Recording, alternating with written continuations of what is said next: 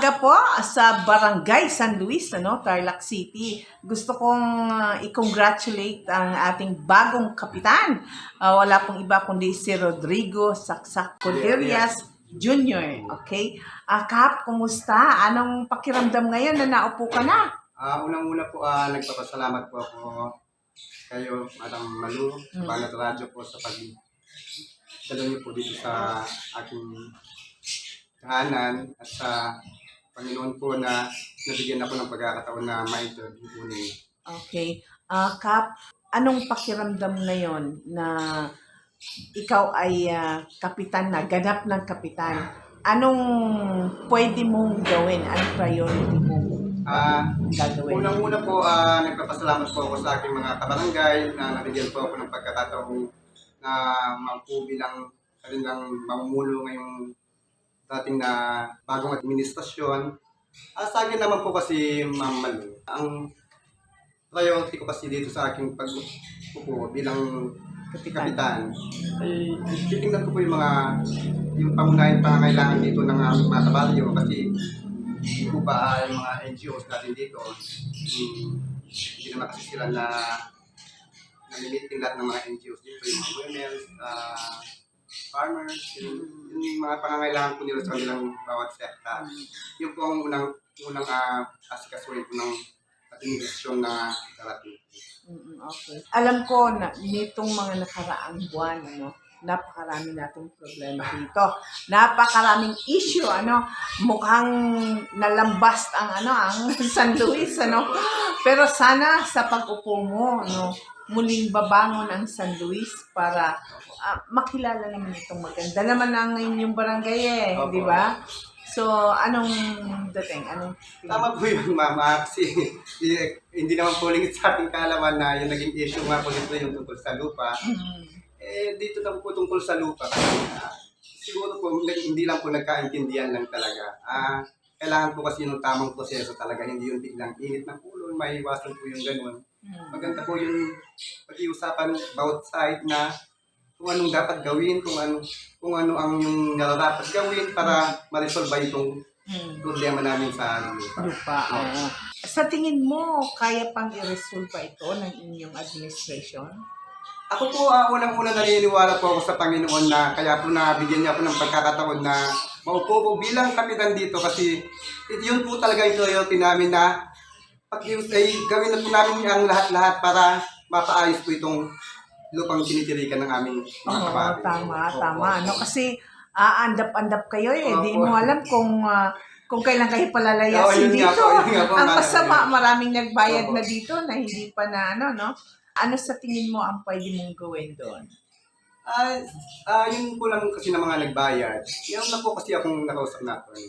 Kung sabi naman, okay, pang-rating lang naman siguro yun. Pag nagbayad sila pero okay na pinag. Kasi yung naging problema po kasi, hindi po, yung pagkikiusap kasi hindi yung, ang tawag dito,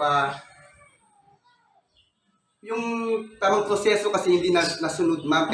Kaya ganun yung nangyari dito sa amin. Kaya nung naputukan na nga yung issue yun, puro init na lang ng ulo kasi ang nangyari. Hindi nag-usap na mabuti. Kasi ang hinihiling lang naman po namin yung buong dokumento, yung dokumento hinanap namin. So yun po ang mangyayari ngayon, itong papasok na administration ko, yung pong ask-issue namin, number one po namin ask-issue yun tungkol sa lupa talaga. Kailangan both side mag-usap para maklaro kung anong dapat gawin, kung dapat na bayaran talaga or ano ba talaga yung... Di ba may declaration na kayo niyan na mabayaran ito sa bangko? Actually po sa bangko. Paano napunta yan sa katulad ni Andrade, yung kay Kap? Ganito po siyan, ma'am. Kami talaga wala kaming mga kagawad po. Wala kaming direktang alam talaga dyan sa conversation nila ng mga pinag-usapan ng labas po. Kasi wala ko silang sinasabi sa akin. Ganito po kasi nangyari dyan, kaya nandyan si Andrade nung panahon na yun. Kasi nga, nagpaalam naman si Kapitana sa amin na for the meantime.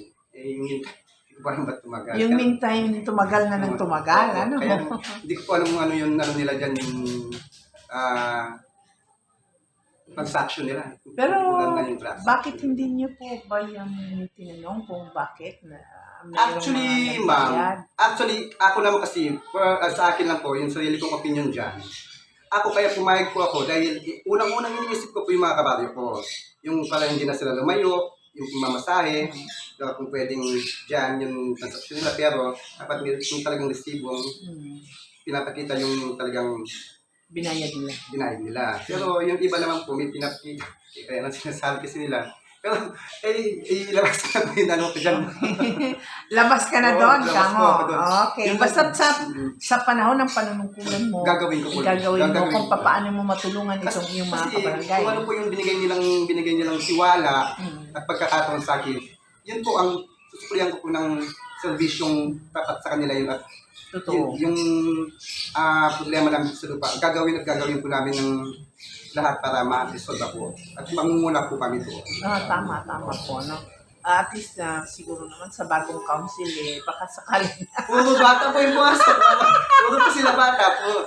Kasi edad lang po 40 yung halos pinakamatanda. Pinakamatanda, Ako oo. 44 pa lang po ako, ma'am. Oh, 44 pa lang po talaga. ako. So, sa mga taga San Luis, makakaasa kayo na ang inyong batang-batang kapitan ay mariresolba ang inyong mga problema sa lupa matagal ng panahon na ito'y pinag-aawayan, pinaglalabanan dito. Maybe isa yan sa dahilan kung bakit natalo din si Kapitana, dahil din sa issue ng lupa na yan. Pero kami umaasa na sa pamamagitan ni Kapitan Rodrigo ay maayos ang lahat ng problema dito sa Barangay San Luis. Now, Kap, ulitin mo, magpasalamat kasi. Magandang tanghali po. Sa akin pong mga kabarangay, sa lahat po nagtiwala, nagbigay ng suporta sa akin. Alam ko naman po na mahal niyo po ako. Kahit ano pong nangyari, ako, sigad lang po talagang sandigan ko, matibay na sandata ko para harapin tong laban ko. Taos puso po ako nagpapasalamat sa inyo. Huwag po kayo mag-alala. Lahat po ng sinabi ko, wala pong pangako at matutupad po lahat. So, maraming pong salamat. Okay, maraming salamat, Kap, sa panahon na binigay mo sa amin. Napakalayo pa niya. Bumalik siya talaga dito para lang makasama kami at siya po yung aming makadaupang palad. For the first time, Actually, naging kagawad na siya pero hindi ko siya masyadong pinapansin noong siya'y nakaupo. 10 years na po. Oo nga eh. This time, binigyan niyo siya ng mandato at naupo na siya bilang kapitan.